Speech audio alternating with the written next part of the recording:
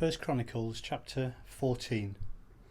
Now Hiram, king of Tyre, sent messengers to David, along with cedar logs, stonemasons and carpenters, to build a palace for him.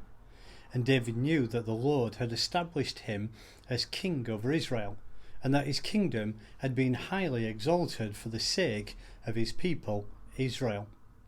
In Jerusalem, David took more wives and became the father of many sons and daughters. These are the names of the children born to him there: Shammua, Shobab, Nathan, Solomon, Ibhar, Elishua, Elpelet, Nogah, Nepheg, Japhia, Elishama, Beeliada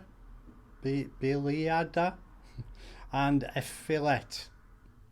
When the Philistines heard that David had been anointed king over Israel, they went up in full force to search for him.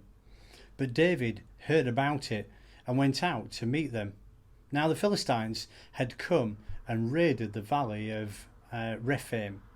So David inquired of God, "Shall I go and attack the Philistines?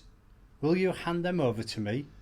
The Lord answered him, "Go, I will hand them over to you."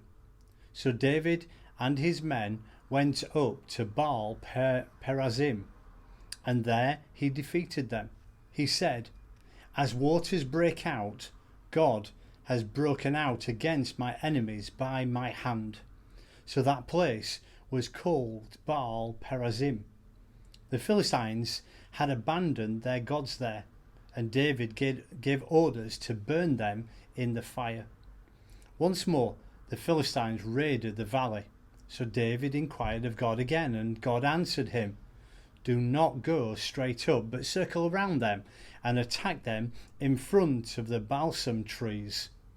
As soon as you heard the sound of marching in the tops of the balsam trees, move out to battle, because that will mean God has gone out in front of you to strike the Philistine army."